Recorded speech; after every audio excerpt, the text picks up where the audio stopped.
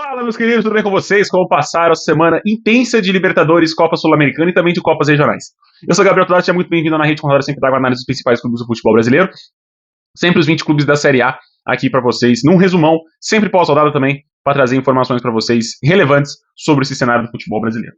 Bom, meus queridos, vamos conversar então sobre a Libertadores, a Copa Sul-Americana, mas antes, vamos falar do parceiro aqui do canal, já é o segundo vídeo que eu estou aqui comentando sobre a engenharia do personalizado, uma loja, né, uma franquia que você pode produzir a sua própria camisa, né, colocar ali o seu nome, fazer a sua camisa de interclasse, a camisa para você ir pescar com seu pai, com seu avô, com seu tio, também fazer a sua camisa de comemoração para essa Copa do Mundo. Vocês não estão ligados na camisa que vai ser aqui do canal, edição especial da Copa do Mundo, que será destinada aos sorteios que a gente vai ter durante a Copa. Então, assim, se inscreve no canal para você não perder e vai lá acompanhar, segue também a página do Engenharia dos Personalizados lá no Instagram. Também manda recado lá pro Fabrício que ele vai fazer uma camisa para você fenomenal, porque, assim, por experiência própria, a camisa que ele fez pro canal ficou espetacular. Vale a pena você lá acompanhar e dar essa força também aqui pro canal, pro Fabrício, tá bom? Então vai lá e manda mensagem pro Fabrício que ele vai fazer uma camisa fenomenal para você.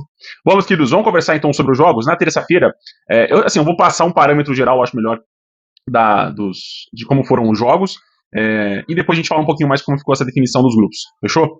Seguinte, na terça-feira o Mirassol perdeu para o Lanús lá na Argentina por 1-0, o gol do Medina ainda no primeiro tempo. Foi um jogo aquém do que a gente estava esperando do Mirassol, com um time misto, tudo bem, mas foi aquém do que a gente estava esperando de um time que poderia conseguir um empate e classificar em primeiro. É derrotado, a LDU vence também o jogo dela contra o Always Ready, né? E acaba classificando na primeira colocação. Ambos têm 12 pontos, mas no critério de desempate, a LDU acabou ficando em primeiro. E o Mirassol, que, como eu falei, precisava apenas de um empate para classificar na primeira colocação, acaba derrotado e avança na segunda. O Grêmio também precisava vencer esse último jogo pela Copa Sul-Americana, acabou ficando no empate em 2-2. Gabriel Meck e Carlos Vinícius de pênalti fizeram os gols a favor do Grêmio. E Salomão Rodrigues e Pizzitillo fizeram os gols do Montevideo City Torque. É o melhor time realmente do grupo do Grêmio. A gente sabe que o Grêmio, desde o primeiro jogo lá, quando perdeu na ida no Uruguai, para o Montevideo, a gente já sabia que seria o adversário direto pela liderança do grupo, porque os outros dois não empregavam tanta dificuldade assim ao Grêmio, mas faltou qualidade, eu acho, e controle do Grêmio para conseguir essa vitória dentro de casa. Acabou saindo perdendo, conseguiu um empate, depois tomou de novo 2-1 e conseguiu buscar um empate na reta final do jogo. Faltou um pouquinho de estabilidade emocional. Inclusive o Carlos Vinícius foi expulso nesse jogo, e deve perder alguns jogos. Não vou falar apenas um, tá? Porque ele foi expulso ofendendo o árbitro, né? Xingando ali o árbitro. Então ele deve ter, sim, alguma punição vinda da Conmebol a respeito disso. A gente sabe que a Conmebol adora punir jogador brasileiro. Então, provavelmente ele deve ficar de fora dos playoffs. E quem sabe se o Grêmio avançar, inclusive, das oitavas de final da Sul-Americana. Na terça-feira tivemos a vitória do São Paulo em cima do Boston River 2-0. O Arthur e a Costa contra fizeram os gols a favor do São Paulo. Foi um jogo tranquilo do São Paulo, eu diria, né? Com 17 minutos já estava definido esse 2-0. O time só controlou realmente a partida até o final do jogo. Vence e classifica em primeiro, com a segunda melhor campanha de times brasileiros. Né? O São Paulo passou com 12 pontos na primeira colocação do seu grupo. Não foi uma campanha tão boa assim. O torcedor criticou bastante o São Paulo nessa campanha da fase de grupos aí. Porque eu acho que o São Paulo dependeu muito de um último resultado que o Boston River ganhou do O'Higgins, né? E aí meio que encaminhou a classificação do São Paulo. Mas poderia ter chegado nessa última rodada precisando vencer e torcer por outros resultados para ficar na primeira colocação geral do seu grupo. Na terça-feira também tivemos a vitória do Flamengo, que conseguiu a primeira colocação geral da Libertadores e a melhor campanha da fase de grupos, com 16 pontos. Bruno Henrique 2 vezes e Lucas Paquetá de pênalti no finzinho fizeram os gols do Flamengo nesse jogo contra o Cusco, que é um time mais fraco, modesto, e que o Flamengo realmente iria golear. Não goleou, fez um chocolate bem feito ali, consegue essa boa vitória para conseguir a melhor campanha geral da fase de grupos da Libertadores. Vale ressaltar que os gols do Flamengo foram todos no final do jogo, né, a partir dos 79 minutos até os acréscimos dos 90. Ao longo do jogo, o Flamengo teve muita dificuldade de converter suas chances, de criar novas oportunidades, e isso, obviamente, foi enervando ali o Maracanã. Inclusive, o time saiu vaiado no primeiro tempo, acho um completo exagero, mas o time acabou tendo essa resposta à torcida em relação ao desempenho dentro de campo. Cara, melhor campanha, hein? Era óbvio que o Flamengo seria a melhor campanha no seu grupo também. Na Sul-Americana, adivinha, sem Neymar, o Santos conseguiu vencer por 3-0. Gabriel fez o primeiro gol do jogo a favor do Santos. Ferreiro, e depois Gabriel, bom tempo de novo, fez o terceiro gol para o Peixe. Ferreiro foi gol contra, né? O Santos classifica com a pior campanha dos playoffs da Sul-Americana. Já saiu, inclusive, no final vou falar aqui os confrontos dos playoffs, mas o Santos consegue a sua primeira vitória na Copa Sul-Americana sem Neymar, né? Interessante isso, né? Como o time funcionou sem o craque brasileiro ali dentro de campo. É óbvio que a gente espera que ele resolva as partidas, mas talvez a resposta do Santos esteja nele fora do Santos do que dentro, né? Mas enfim, isso é papo para outro vídeo. A gente vai conversar ainda muito sobre Neymar até a Copa do Mundo, nessa parada aí que a gente vai ter, a partir de semana que vem, a gente vai ter muitos vídeos bacanas de roteiro feito, cara, é incrível. Ó, Vasco da Gama. O Vasco da Gama na quarta-feira venceu o Barraca Central por 3-0. Adson 2 vezes e Johan Rojas fizeram os gols a favor do Gigante da Colina. Com essa vitória, o Vasco passa em segundo, porque o Olímpia venceu o seu jogo também, e aí não tem como o Vasco conseguir atingir a primeira colocação no seu grupo, vai para os playoffs, o Vasco avança com 10 pontinhos conquistados. Na quarta também tivemos a vitória do Galo, que junto com o São Paulo, é apenas são os dois, não, perdão, junto com o São Paulo e o Botafogo, deixa eu confirmar aqui, que eu anotei aqui. Cara, o Atlético não passou pelos playoffs, mas será que eu anotei errado aqui? Deixa eu, só um minutinho. Segura aí. Segura aí.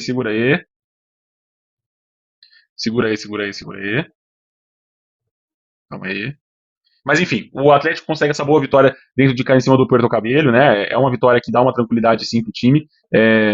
Precisava vencer para classificar? Não, o Galo avançou em primeiro, aqui eu tô arrumando, não tem errado aqui. O Galo avançou na primeira colocação do seu grupo com 10 pontos, não avançou na segunda, como eu tinha colocado. Então, junto com o Botafogo e São Paulo, é um dos clubes que avançaram diretamente para as oitavas de final, não vai passar pelo caminho tortuoso dos playoffs. O Bernat fez o gol do jogo a favor do Galo, né? Um belo gol, aliás, foi um belo chute dentro da área ali, logo no comecinho do segundo tempo. O Galo conseguiu superar uma primeira etapa muito ruim, né, fraca de criação, e um segundo tempo também que não foi tão assim criativo. Mas o time, obviamente, conseguiu ter as melhores oportunidades, conseguiu converter a chance com o Bernat e conseguir essa classificação em primeiro no seu grupo. É bom assim, cara, quem classificou em primeiro vai ter uma data aí para relaxar, respirar no calendário e não jogar mais uma partida, mais duas partidas no calendário aí torturoso que é o futebol brasileiro. O Botafogo venceu fora de casa o Caracas por 3-1, saiu perdendo com o gol contra do Cris Ramos, e aí o próprio Cris Ramos fez o gol de empate no segundo tempo, depois Cauã Toledo e Joaquim Correa fizeram os gols a favor do Fogão. Com essa vitória, o Botafogo consegue também a melhor campanha geral da Sul-Americana, da fase de grupos, então vai decidir todos os jogos em casa, se obviamente avançar até a final. Então é importante, jogou bem, merecia realmente essa vitória. Eu acho que o gol contra foi um completo acaso, o time estava melhor, realmente merecia essa vitória, conseguiu esse 3-1 aí, com direito ao Cris Ramos sendo o gol contra e o gol a favor. Na Copa Sul-Sudeste, o Chapecoense chegou à final da primeira edição desse torneio, depois de empatar no jogo da volta na Arena Condá em 2-2 com o Novo Horizontino. O Diego Galo fez o primeiro gol do jogo a favor do Novo Horizontino, Neto Pessoa empatou, Rafael Carvalheira virou para a Chape, e aí na reta final o Antony acabou empatando para o Tigre do Vale, do Leão do Vale, Tigre do Vale, e acabou deixando esse empate 2-2, no agregado 4-2 para a Chapecoense. Boa classificação da Chape, chega à sua segunda final no ano, né? Chegou no Catarinense, acabou sendo derrotado pelo Barra. Agora, na Copa Sul-Sudeste, vai enfrentar o seu conterrâneo o Avaí na finalíssima do torneio. Vai ser uma final quente e interessante para a gente acompanhar aqui na Rede Contular, e você só vai acompanhar aqui. Vamos falar de Libertadores. O Corinthians classificou em primeiro do seu grupo, só que com a penúltima campanha entre os brasileiros. Sim, o Corinthians é a penúltima campanha entre todos os brasileiros que avançaram para as oitavas de final. É uma campanha mediana, eu diria. Essa derrota para o Platense dentro de casa é uma derrota que estava completamente fora da rota do clube, mas eu acho que a gente vale destacar aqui que o Corinthians jogou com muito pé no freio, né? Completamente pensando já nas férias, pensando ou no jogo do final de semana, né, que é importante para fugir da zona de rebaixamento de vez, mas já está pensando, obviamente, nesse meio do ano aí que vai ter entre junho e julho.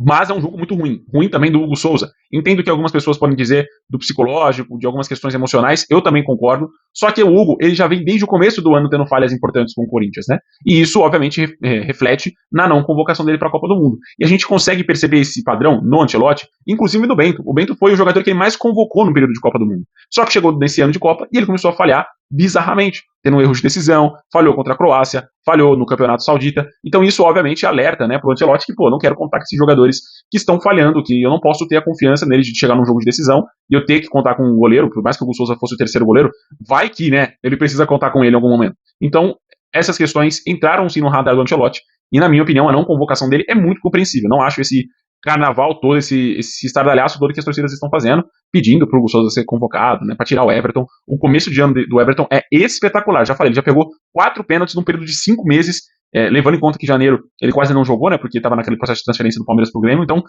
é um ano espetacular do Everton, cara. Pra mim não existe isso de que o Everton não merecia ser convocado. Merece sim por ser um goleiro seguro e por estar numa temporada muito interessante com o Grêmio também. Mas os Corinthians é derrotado em casa para a Platense por 2-0. Zapiola 2 vezes, uma delas de pênalti, acabou sendo carrasco do Timão aí, jogando em Itaquera. Como eu falei, o Corinthians avança como a 5ª melhor campanha dos brasileiros, dos 6 brasileiros, ou seja, a penúltima campanha dos brasileiros, dos BR. Nas Libertadores também, o Fluminense venceu o Lagoaira por 3-1 e contou com o tropeço do Bolívar para conseguir classificar na segunda colocação do seu grupo. Se eu tô falando de campanhas ruins, falei ali do Santos, falei do São Paulo, que a torcida também criticou, a do Fluminense é horrorosa. O time classifica com 8 pontos, nenhum outro grupo o time classificaria, apenas no seu. Savarino de pênalti, Hércules, Canóbio fizeram os gols do Flusão e Lodonho fez o gol de empate, né? O Savarino fez de pênalti, o Lodon conseguiu empatar ainda no primeiro tempo, mas o Hércules conseguiu colocar de novo o Fluminense de novo na vantagem ainda na primeira etapa, e aí no segundo tempo o Canóbio fez o terceiro gol, um belo gol de Trivela, fazia muito tempo que eu não vi um gol de Trivela assim no futebol brasileiro, e acabou ajudando o Flu a avançar com a pior campanha entre os brasileiros, com 8 pontinhos conquistados, mas é um time difícil, vai dar muita, acredito que vai complicar sim nas oitavas de final, depende do clube que vai enfrentar também, mas é um time também que se encontrar nos eixos depois dessa parada para a Copa, promete, né, ser como foi no começo da temporada, o time que toca de bola envolvente, envolveu o adversário, mas eu acho que para parte do trabalho do Zubeldia, essa classificação em segundo lugar com 8 pontinhos ali tá de bom tamanho. Eu vou derrubar isso aqui em qualquer momento, cara. Tô batendo meu dedão com o microfone. Em Bragança Paulista, o Bragantino fazendo história, jogando muito bem, tá num momento muito de crescente na temporada. Infelizmente vai parar, né? Mas o Bragantino tá jogando muito bem, conseguiu fazer o 2x0 em cima do Carabobo. Isidro Pita e Fernando fizeram os gols do Massa Bruta na partida, todos eles na reta final do jogo. O Bragantino até flertou um pouquinho com sustos, né? Saiu perdendo, mas o gol foi anulado. Mas jogou muito bem, conseguiu dominar muito bem o Carabobo na reta final do jogo e conseguiu fazer os seus 2 gols ali de contra-ataque com o Pita e também com o Fernando. Gol de contra-ataque foi mais do Fernando, né? O Pita foi uma bola alçada na área. Mas consegue classificar. Infelizmente tem um ser bizarro no seu, digamos assim, no seu caminho do grupo, que é o River Plate. Então avançou na segunda colocação com 10 pontos também, inclusive na frente do Atlético Mineiro. É porque o Atlético ficou atrás do Vasco e do Bragantino que classificaram em segundo, porque eu coloquei em segundo. Passando para a Copa do Nordeste, cara, o Vitória venceu novamente o jogo contra o ABC por 4-3. Se fosse pra apostar aqui, cara, no agregado, 10-5 pro Vitória, irmão. Quem que aposta num jogo desse? Muitos gols. Saiu gol lá, saiu gol aqui, né? Ficou 5-2, né? Lá no Barradão. 6-2 no Barradão. E agora 4-3 lá na Arena das Dunas. O Luiz Fernando fez os 2 gols do ABC. O Igor Bahia fez o terceiro no segundo tempo. E aí Natan Mendes, Baralhas, Fabri e Eric fizeram os gols do Bahia. Não foi uma virada, tá? Porque o ABC fez o primeiro, o Vitória empatou. E depois o ABC fez o segundo, o Vitória empatou no segundo tempo. O ABC saiu de novo em vantagem por 3-2, depois aí sim o Vitória virou com o Fabri e o Eric na reta final.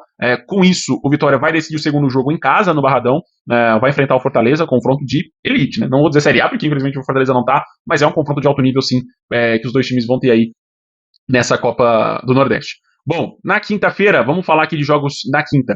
O Palmeiras, venceu o Júnior Barranquilla por 4-1, avança na segunda colocação do seu grupo. Já vou falar de campanha, tá?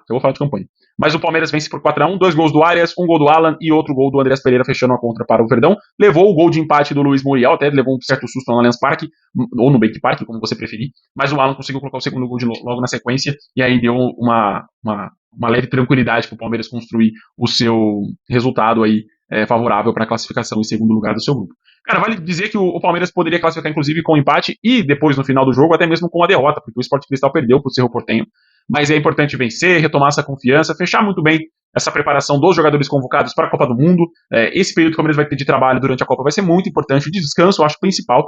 Então essa vitória é um relento, digamos assim, aquele chope gelado depois de ter vencido o Flamengo no Maracanã. Então é importante o time conseguir de novo essa vitória. E digo mais, é importante também fechar com a vitória no domingo contra a Chapecoense, porque aí você mantém a vantagem para a volta, né, do Campeonato Brasileiro depois da Copa do Mundo.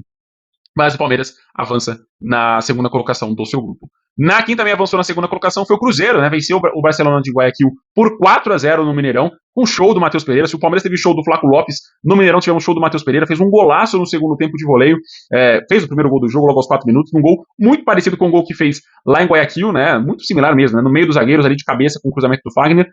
Depois o Christian fez o segundo gol, o Sinisterra fez o terceiro 3 minutinhos depois, e aí veio o golaço do Matheus Pereira de voleio. O Cruzeiro avança na segunda colocação porque a Universidade Católica venceu o Boca Juniors na La Bombonera, sim, meus amigos. Venceu o Boca lá na La Bombonera, eliminou o Boca Juniors da Libertadores, o Boca vai para a Sul-Americana junto com o River Plate.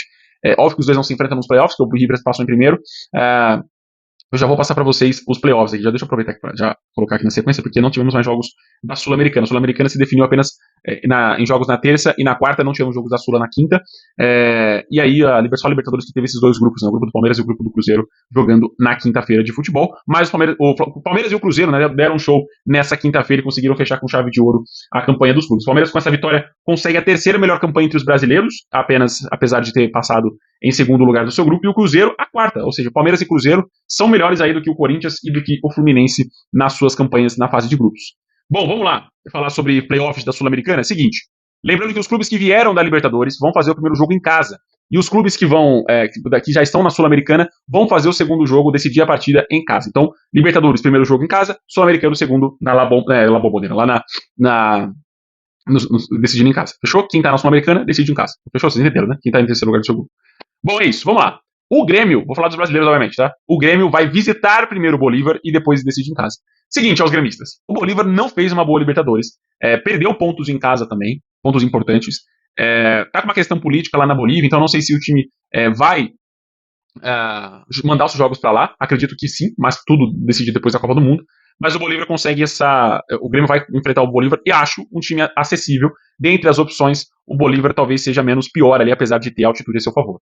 O Bragantino vai enfrentar o Sporting Cristal, confronto chato, difícil, mas o Bragantino tem mais time e decide em casa também, assim como o Grêmio, então é o meu favorito para avançar desse duelo. O Independente Medellín o Vasco vai enfrentar o Independente Medellín, decidindo em casa, né? Joga a primeira partida na Colômbia, depois decide em São Januário. Medellín, que é o do grupo do Flamengo, então é interessante acompanhar isso, né, cara? O Medellín quase que vai fazer uma hospedagem no Rio de Janeiro, né? Enfrentou o Flamengo, agora vai enfrentar o Vasco. Também coloca o Vasco como favorito. Não acho que nenhum dos clubes aqui brasileiros pegou um time muito difícil, complicado. Vamos ver como que vai ser o sorteio, né? Para definir essas oitavas de final e o caminho para chegar até a final, que acontece hoje às 11 horas da manhã, hoje que esse vídeo está indo pro ar. E o Santos vai decidir em casa contra a Universidade Central. Cara, Universidade Central, eu preciso procurar aqui. Mas assim, cara, nenhum dos clubes brasileiros vai pegar uma pedreira. Fugiram de Boca Juniors, fugiram de. Cadê? Deixa eu pegar aqui. Fugiram de Nacional, por exemplo, do Lanús. Óbvio que o Grêmio pega o Bolívar e é um confronto chato, é um confronto difícil. Só que, cara, sendo bem sincero, pro Grêmio passar, ainda mais com o jogo em casa. Cara, o Universidade Central foi eliminado do grupo com Rosário Central e Independente Del Valle, com 9 pontinhos. Venceu o último jogo, inclusive, contra o Libertad. Mas é isso, eu acho que o Santos tem capacidade para classificar, assim como o Vasco, o Grêmio e também o Vasco, Grêmio e Bragantino, isso. Então, Santos, Vasco, Grêmio e Bragantino tem sim chance de classificar. Pela primeira vez em muito tempo não tivemos brasileiros eliminados na fase de grupos, né? Não foram nem para a Sul-Americana nem foram eliminados. Todos os brasileiros passaram para as oitavas de final. Apenas 2 na primeira colocação dos seus grupos na Libertadores. O restante, os outros 4, vão para o pote 2, o pote dos times que passaram em segundo. Vale lembrar que 2 desses clubes foram sim eliminados na pré-Libertadores, o Bahia e o Botafogo. O Botafogo, inclusive, está na Sul-Americana com a melhor campanha. Mas aí aguardo o sorteio para saber quem vai enfrentar, de que chave dos playoffs ele vai enfrentar nas oitavas de final. Meus queridos, vamos falar rapidinho? Olha, sendo bem sincero, eu acho que foi uma Libertadores desafiadora para os clubes brasileiros, tá? Inclusive com tudo isso socado, né? Brasileirão, Copa do Brasil, Campeonato Estadual, Libertadores. Então, tivemos ali 4 torneios simultâneos acontecendo nesses primeiros 5 meses. Isso é muita coisa. Pode parecer que não. A gente às vezes tem um desdém com o cansaço de jogadores, etc. Mas é muita coisa, cara. São 4 campeonatos. Esses times definindo a vida deles na Copa Libertadores. É muita pressão na torcida. Mas, por isso eu acho até que tivemos esses clubes brasileiros avançando na segunda colocação. Acredito que as oitavas, né, depois dessa parada para a Copa, depois do descanso, os brasileiros vão estar jogando num alto nível, jogando melhor do que estão jogando atualmente. Só que tem um problema, né? Corinthians e Flamengo podem enfrentar um desses 4 clubes. Pode pegar Palmeiras, pode pegar Cruzeiro, pode pegar Mirassol e pode pegar o Fluminense. Esses confrontos podem acontecer nas oitavas de final e, dependendo do chaveamento, também nas quartas de final ou na semifinal. Ou seja, a gente vai ter o caminho definido agora no sorteio dessa sexta-feira às 11 horas da manhã. Também o caminho da Sul-Americana, mas, sendo sincero, eu acho que Palmeiras, Cruzeiro e o Fluminense realmente desapontaram. O Mirassol é uma grata surpresa dessa Libertadores avançando num grupo complicadinho, com o Lanús, com a LDU, com o Always Ready, que tem uma atitude também muito alta, né? Uma atitude alta, mas uma atitude muito relevante para se jogar futebol. Então eu coloco como uma Libertadores aquém. Mas falando de rendimento futebolístico, Corinthians e Flamengo também foram aquém. A gente esperava muito mais, futebolisticamente falando, né? Do desempenho em campo do Flamengo, do desempenho em campo do Corinthians, inclusive contra a Platense. Mas é isso, cara. Eu acho que foi uma Libertadores desafiadora, trituradora, e vamos agora contar aí com a sorte dos clubes nesse sorteio. Eu espero que nenhum brasileiro enfrente nenhum brasileiro. Só que eu acho que é um pouquinho difícil, né? Mas enfim, é isso, meus queridos. Um forte abraço, até o próximo vídeo, que vai vir na segunda-feira, trazendo análise do jogo do Brasil, também análise dos jogos da última rodada do Brasileirão antes dessa parada para a Copa do Mundo. Um forte abraço e até o próximo vídeo. Até mais.